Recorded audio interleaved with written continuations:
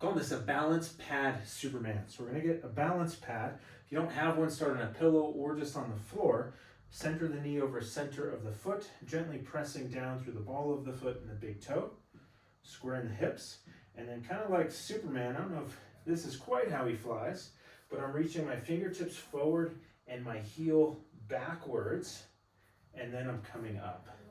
So I'm almost imagining I'm reaching towards the wall with my hands and back to the wall behind me with my foot, and then coming back up. If it's helpful, if you can get something in front of you, I just have a stool here. I'm gonna put that, I don't know what that is, about 3 to 4 feet in front of me, and I'm gonna try to reach for it and back up, as that can help with the movement pattern. And to come up, I want to feel like I'm pushing my hip forward as well as pushing down into the pad, so that way we get a nice leg drive to bring us up rather than just arching up with the lower back.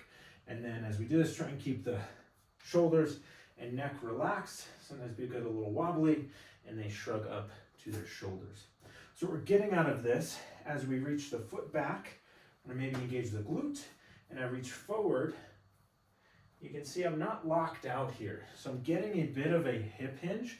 So my glute or my butt, top of the femur, that's going backwards a bit, and my knee just follows along.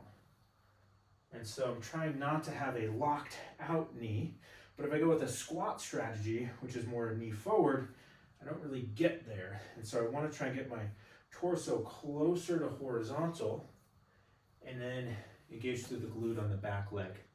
What we also want to try to monitor is as this leg comes back, I don't want to just come back and really arch through there. So if the back leg is not parallel to the ground, that's okay. Just reaching my heel back, engaging through the glute back of the leg more than the lower back, and then to come up, pressing down through the foot, forward with the glute.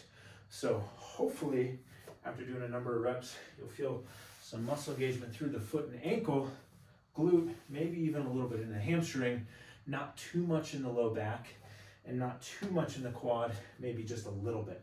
If you're feeling a lot in the quad, check how you start.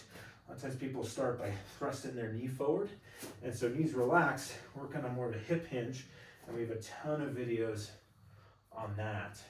You can also just think of leading with your heel and then with your hands. So don't think too much about what the hips or knees are doing, but foot goes back, hands go forward, getting the body as long as possible.